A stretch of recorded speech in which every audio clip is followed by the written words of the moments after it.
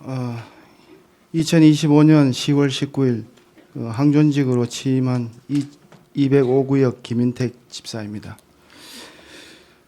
안동교에서 보면 저는 어느 날 갑자기 불쑥 교회로 들어온 사람처럼 보였을지도 모르겠습니다. 사실 저는 오랫동안 같은 자리에 앉아 예배는 드렸지만 깊은 교제보다는 인사만 나눈 채 주로 사부 예배에 참석하며 조용히 예배만 드려왔습니다.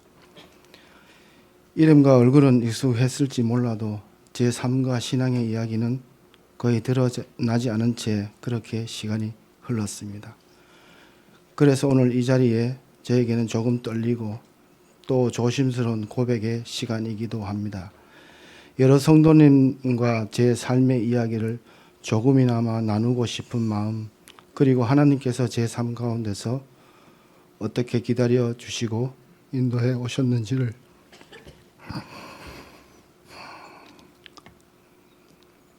나누고 싶은 마음으로 이 은혜 나눔을 준비하게 되었습니다. 그 마음을 담아 오늘 이 나눔에 이런 제목을 붙여보았습니다. 하나님의 손길 아래 걷는 믿음의 여정이라고요.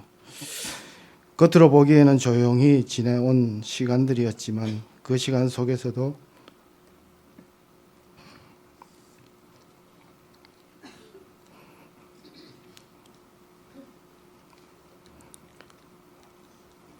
한순간도 제 삶을 놓지 않으셨던 하나님의 손길에 대한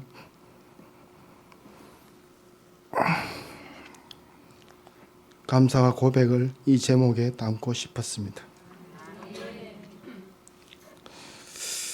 항종진 교육의 시간을 보내며 제 삶을 조용히 돌아보니 하나님께서 한 사람의 인생을 얼마나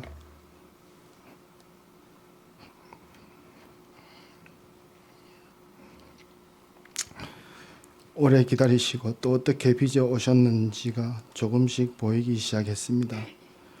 오늘 나눈 이야기는 특별한 사람이 된 이야기가 아니라 평범한 한 사람을 끝까지 포기하지 않으신 하나님의 신실하심에 대한 고백입니다. 저는 믿음의 가정에서 4대째로 태어난 모태신앙인입니다.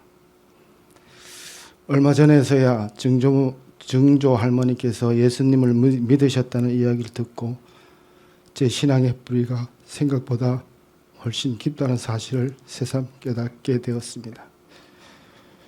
증조 할머니의 눈물 어린 기도와 할아버지 할머니의 경건한 삶, 그리고 부모님의 변함없는 헌신 속에 저는 자연스럽게 교회 안에서 자라왔습니다. 하지만 솔직히 말씀드리면 모태신앙이라는 이름이 제 신앙을 지켜주기는 했지만 하나님을 인격적으로 만나게 해주지는 못했습니다.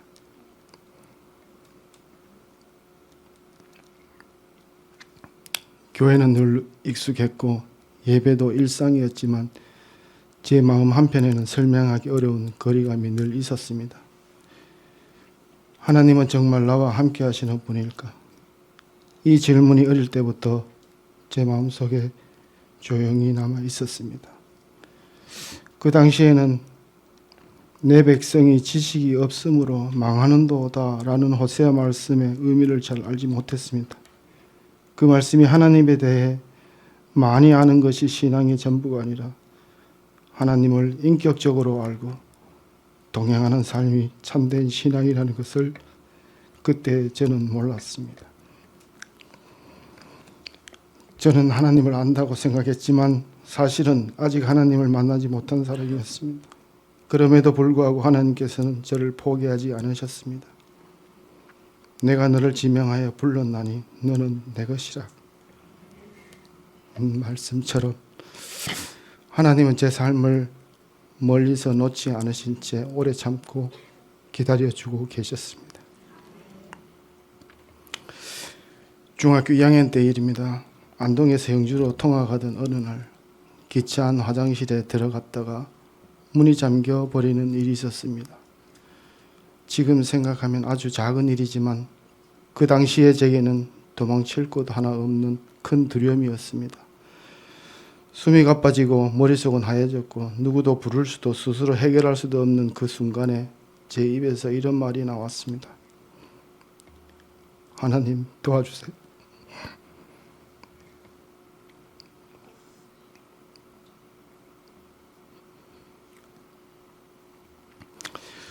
누가 가르쳐 주지도 않았고 누가 시키지도 않았지만 저는 본능적으로 하나님을 불렀습니다.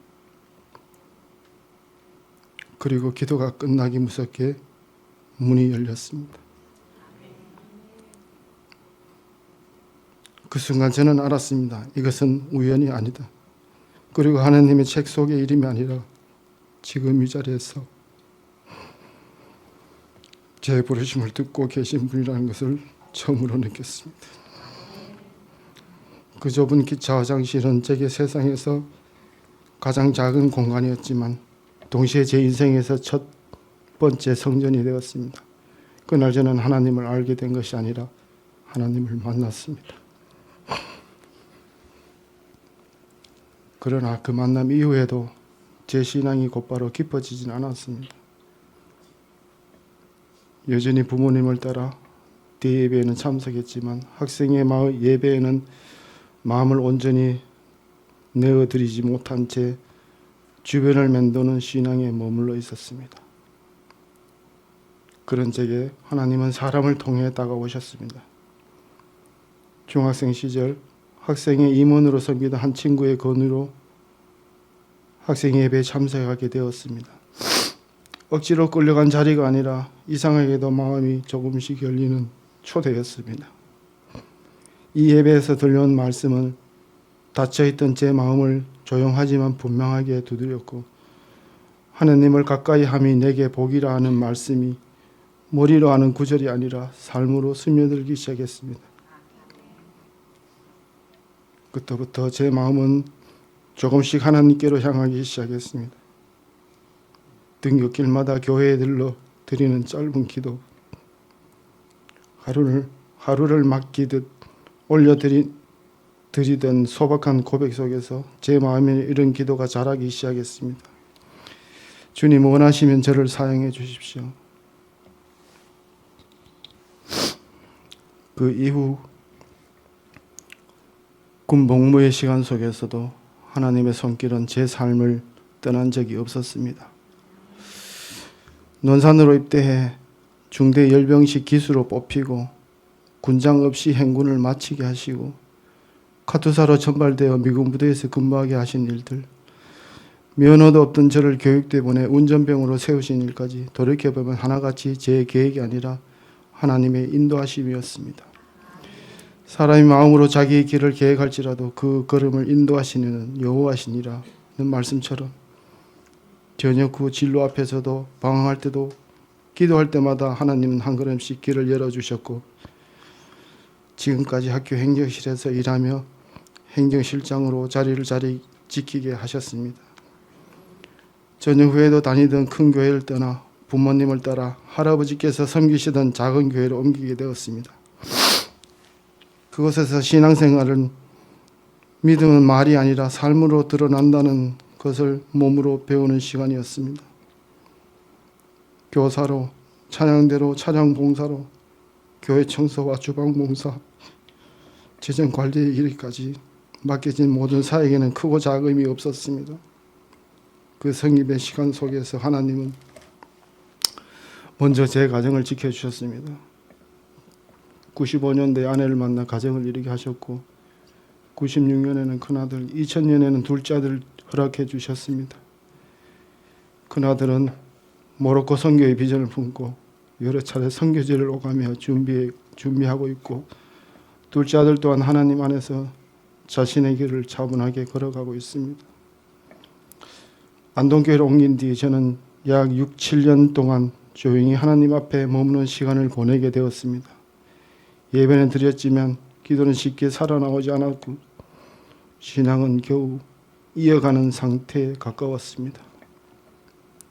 돌아보면 그 시간이 제 인생에서 가장 어둡고 힘든 시간이었지만 하나님은 그 시간조차 헛되이 지나가게 하지 않으셨습니다. 2025년 하나님께서는 이 안동교회 안에서 제게 부르심을 허락하셨습니다. 사람을 통해서, 그리고 여러 장로님, 권사님, 집사님, 특히 강 집사님의 따뜻한 관심과 조용한 배려를 통해 굳게 닫혀있던 제 마음을 다시 열어주었고 저를 이 신앙 공동체 안으로 자연스럽게 이끌어 주셨습니다.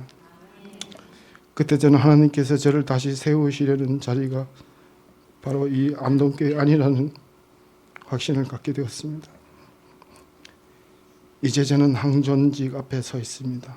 여전히 부족하고 연약하지만 내게 능력 주시는 자 안에서 내가 모든 것을 할 수 있느니라는 말씀을 붙들고 이 자리에 섰습니다.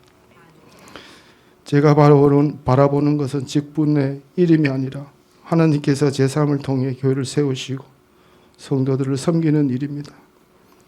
제 신앙의 여정은 결코 반듯하지도 완벽하지도 않았습니다.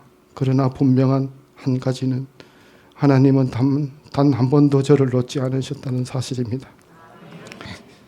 이제 저는 하나님의 손길 아래서 더 낮은 마음으로 더 섬기는 자세로 이 길을 걷고자 합니다. 어느 날 갑자기 불쑥 교회로 들어온 사람처럼 보였을지라도 그 모든 시간의 이면에는 저를 끝까지 기다려주신 하나님의 신실한 사랑이 있었음을 고백합니다.